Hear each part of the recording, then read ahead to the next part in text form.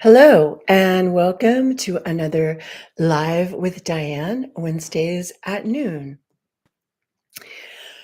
Today is an experiment to see if I am on Zoom at the same time that I am on YouTube Live. So we will see how this works. Probably at the end of it. I don't know yet. Someone tried to set me up with this that I've been wishing for. Earlier this week, so we'll see if it actually works. That would be lovely. I would like for people to be able to participate uh, where I can see them as well as just see the questions in the chat. So this, if it works, will be an opportunity for that. And I actually do see. Whoop! I do see the. Okay, that's a reminder. I do see the Zoom up there, and I don't know if any of you know what a true mirror is, but when you look at your reflection in like your bathroom mirror, you are seeing yourself opposite of how people in the world see you. And right now, one of my cameras is set on True Mirror, and the other is set on on normal mirrors. So yeah, it's interesting. Anyhow, this morning, the New York Times announced that the FDA finally banned red dye, what, number 4? How long have we known that was a bad idea? But glad they're finally on board in these last moments of getting stuff done. Yeah. Sorry, sis, peeps were in the picture. It's kind of like marshmallows, right? Like, don't eat them, but you can have a lot of fun with them. You can turn them into super balls. You can bounce them. So normally I'm talking about fitness, but if you, like my friend posted in his nuggets last week, 6-packs are made in the kitchen. Food choices are, they affect everything from your mental health to your physical health to your wellness, longevity, pretty much everything. So I'm a fan and, enjoying, indulging in moderation, the 10 or 20% rule. Uh, and some people have choices about how they spend that 10 or 20%. Some people have to do their nutrition on the head of a pin, and they do not have these choices. So kudos if you are one of those people towing the line, like on a keto diet to prevent seizures or something like that. Because yeah, some of us have a little room to play, and some people don't. So anyhow, I am not used to these cameras. So this is usually all about fitness, and in particular, mm, Pause Fitness. I wrote chapter 15 in bestseller of last summer. You can only be strong in a range of motion you have. So sometimes when people think about stretching and flexibility, they are, yeah, how to say this? I should have rehearsed. The purpose of flexibility is so that you can have a range of motion to be functional in. And to be functional, you need strength. So I am not a fan of stretching for the sake of stretching, stretching because it feels good, stretching because it opens the meridian points, the acupressure points, the acupuncture meridians, stretching because it brings fresh blood and oxygen and energy to all the parts of your body. And the stretching I do is super scientific. It is active isolated stretching. It is based on Sherrington's law of reciprocal innervation and inhibition. I'm gonna put this book back down. And Sherrington won a Nobel Prize for coming up with for discovering the law that now bears his name, which is when the muscles on one side of a joint are engaged, the muscles on the opposite side are inhibited from firing.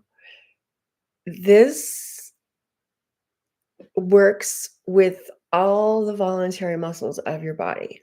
He happened to be studying eyeballs, which is why I think Dr. Andrew Huberman would love this, because I've heard Dr. Huberman refer to the great Sherrington, meaning this Charles Sherrington that I was just talking about, winning the Nobel Prize in medicine almost 100 years ago, for discovering this, which is why when you free the muscles on one side, it allows you to strengthen the muscles on the other side. So I have had professional athletes come to me saying, I feel like I am in my own way, and I am hoping you, Diane Way, can help me uh, get out of my way, which is true because I've studied with Aaron Mattis since 1997. And we do this scientific form of stretching called active isolated stretching. And when we free the range of motion, then the athlete or the weekend warrior or whoever you are is free to get strong in that range of motion. So you know how hip flexors and especially the psoas has gotten a super bad rap lately? I mean, for good reason, because we spend too much time sitting. So then these muscles wind up shortened. Picture a wait person at your favorite restaurant, right? They're delivering food with their arms in this position. Now, what if they didn't take their arms out of that position, right? That gets really, really tight. So the way to get that untight is to extend the arm opposite. So when you engage the muscles back here, you are releasing the muscles here. Super valuable tool to have. You can use it to release cramps. I mean, cramps are complicated because, it could be hydration, it could be magnesium, it could be one of those rare, unfortunate conditions. But in general, for instance, if you're scuba diving and you haven't been using flippers for a long time and all of a sudden you are, and so your calf cramps, the scuba diver does not want you to drown, and they will grab your flipper and pull it in the opposite direction so that your calf can't cramp. Well, even kinder and nicer would be, let's see if I can get my leg in the picture here. No, not quite. Boom. So if you go like that, so if you engage these muscles,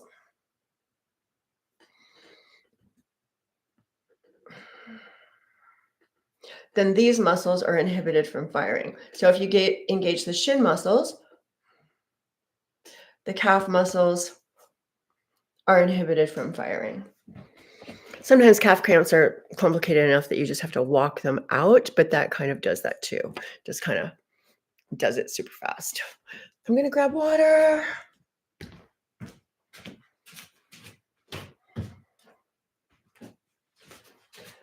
So I can keep talking.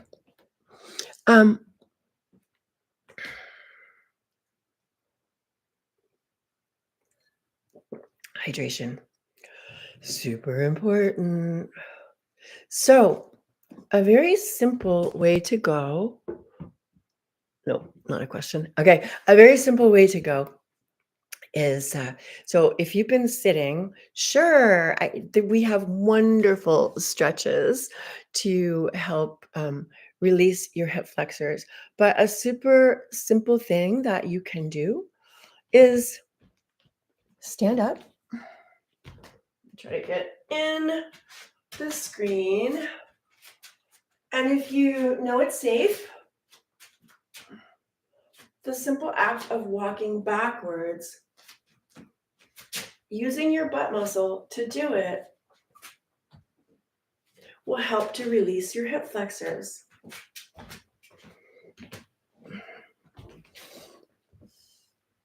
Of course, it would be great to learn actual effective hip flexor stretches. And then you become more free to strengthen into your glutes. So here's a fun story. I have been in the fitness industry for many, many decades. And I remember when the first butt blaster came to San Francisco and I wanted to use it. I used it. I'm pretty fit and have a muscular physique or lean muscles physique. But the lean part, uh, of Irish descent, like I did not have, excuse me, I did not have much of a butt.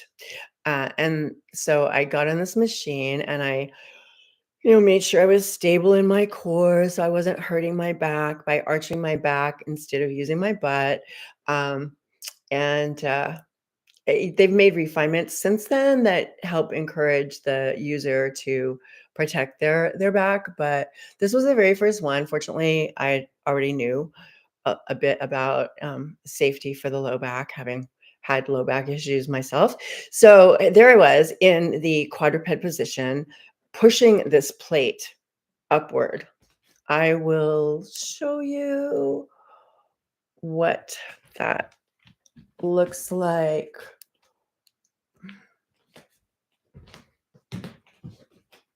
So the very first machine, you were in this position. And so, of course, neutral spine, abs lifted. Don't let the back arch here. There's a thing for the arms. You can drop your head or keep it neutral. And you've got a plate and you're pushing up. And of course, you want to just push up with your butt muscle, not arching your back, right? So I did a bunch of sets on that machine.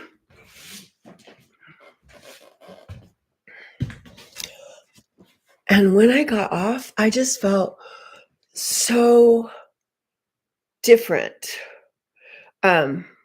Yes, I activated my glutes. I was super happy about that. I did multiple sets, but I just felt like this freedom. And then later, I learned that, the different muscles hold different energies.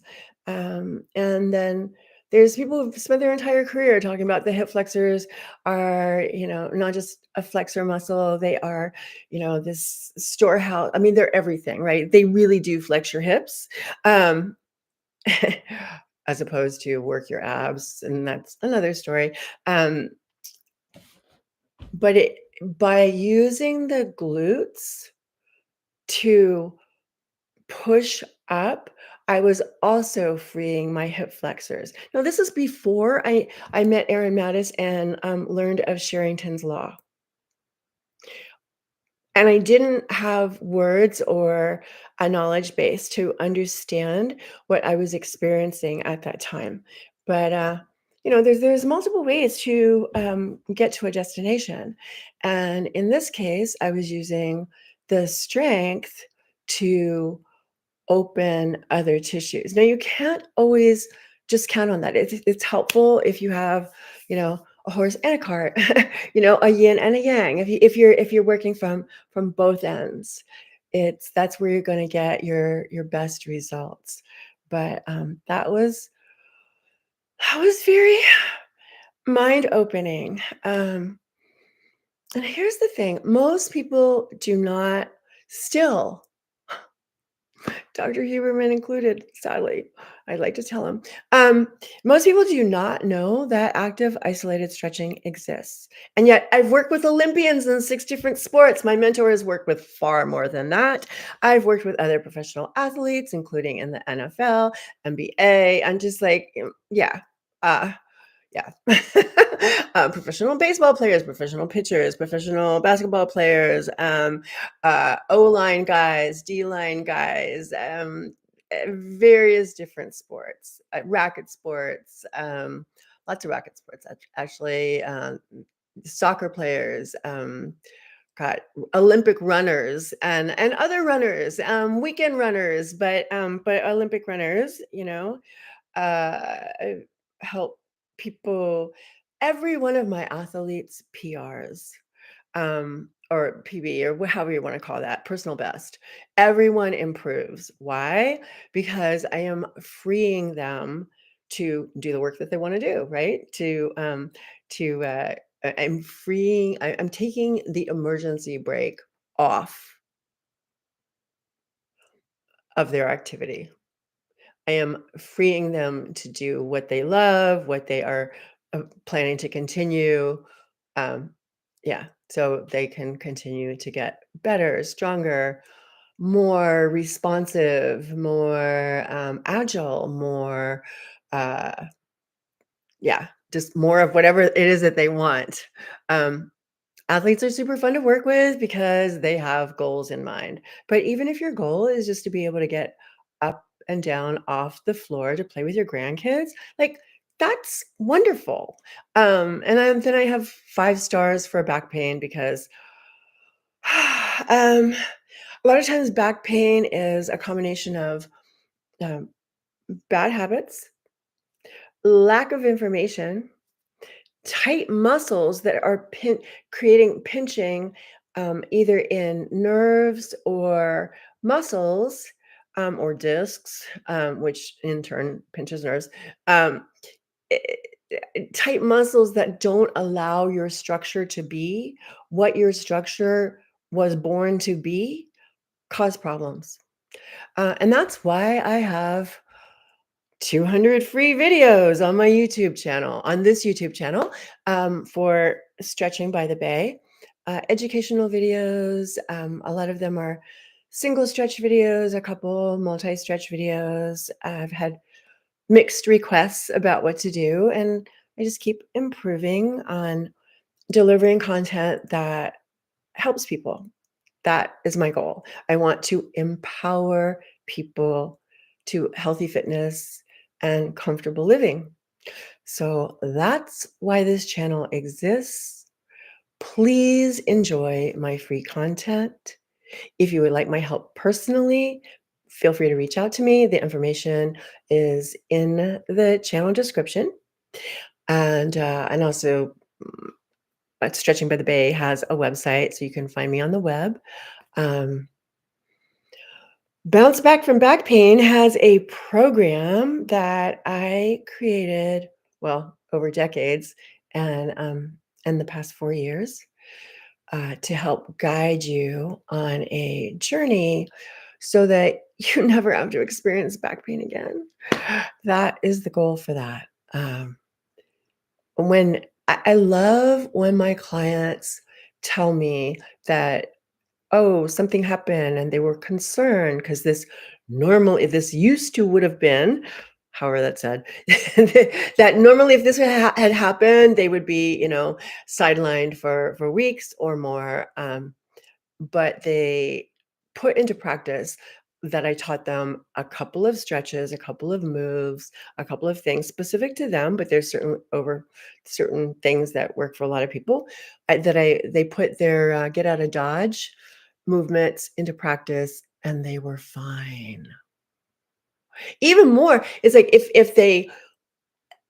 if something happened and they used the principles that they learned from me to choose a different move that maybe wasn't one of their 3 to 5 get out of dodge moves, but they knew from their work with me or their time on my channel what to do, and it worked. That is so awesome too, because that's like a whole another level of understanding. It's the empower you part, right? And then that was my own feed. And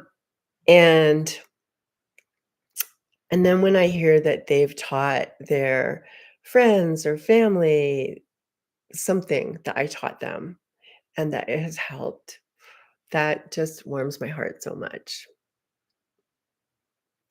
So, for some reason, the display is really different. Someone was helping me with this. Yes, I am going to try to limit these to about 20 minutes, but I always lead a bit of movement. And even though I showed you the walking backwards, and of course there's a video with a much better model than me on my channel for that, but it's pretty simple. Just make sure you're not tripping over Tonka toys or something like that. I will lead a little hip flexor stretch right here. This actually isn't on my channel solo. So let's get my mat in here.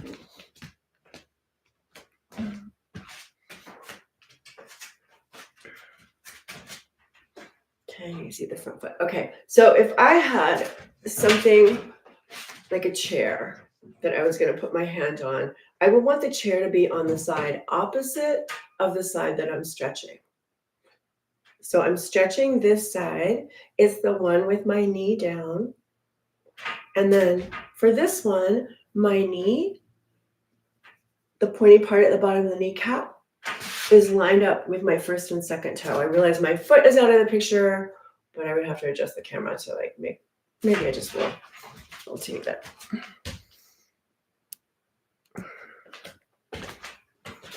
Where's my camera crew? Okay, so here we go. I want to make sure that my hips are even and squared. Okay, people have a tendency to have this hip higher, but you need to drop it down. If you had headlights on the front of your hip bones, they'd be pointing straight ahead. Your torso is upright. Stay inside your bubble of goodness. It should be pain-free. You're going to move that front foot a little forward. Inhale, and then on the exhale, you're going to squeeze the butt of the back leg and let that take you forward. 1, 2. From the side, it looks like, so my hips are square. That foot can be up or down, doesn't matter. It should be not swung out, not swung in, directly behind. Chest lifted, inhale, exhale. I squeeze here. I let that action take me forward. 1, 2. So I'm not just dropping my whole body weight into it and trying to get my forehead or my elbows to the floor. Okay, it's an active isolated stretching. It's an active action. So it's an inhale and exhale. I squeeze here. This is the action that's taking me forward. The butt squeeze. Remember I was talking about the butt blaster in the beginning? I'm pretty sure they're not called that anymore. Inhale and exhale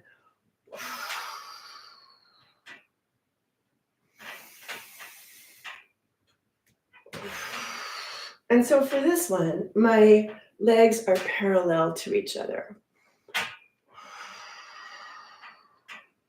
And you can probably, some of you do this without hanging onto a chair or a couch or whatever over there. But when you get to part 2, where you have this foot in front of that knee, so if I was lined up on the floorboards, I'd be on the same floorboard with the foot and the knee, which means you really have to make sure this hip is not twisted open.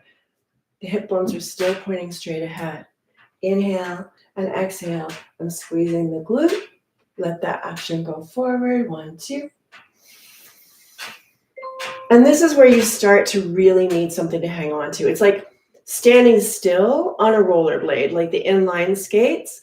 Like they're great for skating, but like try to stand still on just one. This should cause no pain in your back. You should feel some glute action here and some lengthening in here. That first movement was specific to the psoas. This one is more specific to the iliacus. There is a part 3, but I am not going to do it on this show today. I will try to, maybe in the future, I'll line up the camera with the floorboards, but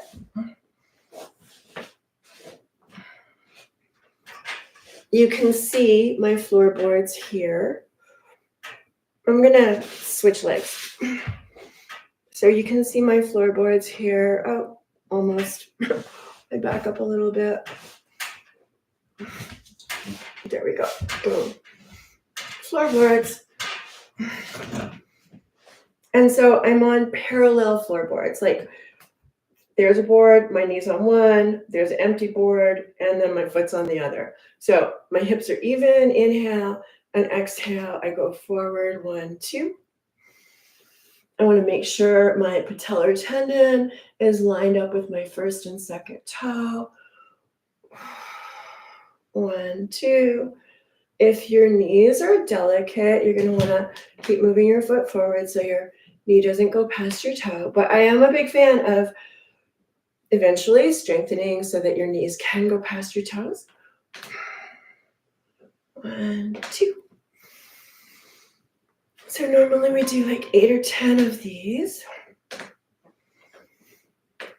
And then for the one where my feet are on the same board, that's where I really need to hang on. All right, let me try to move this a little bit more. Just my little jungle gym. Inhale and then exhale. 1, 2. So you see how my foot is on the same board as my knee, and my hips are still squared to the front.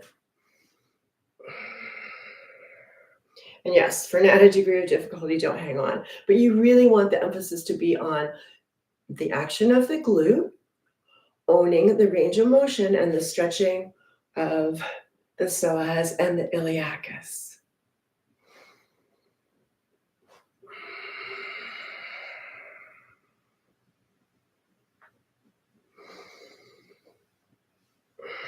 Each one is 1.5 to 2 seconds. You're just incrementally increasing your range of motion with each repetition. Repetitions is how the body likes to work. It's how your nervous system likes to work. It makes sense to, everything else you do in the gym is repetitions, right? Pretty much. Walking is repetitions, 1 foot, other foot, 1 foot, other foot, right?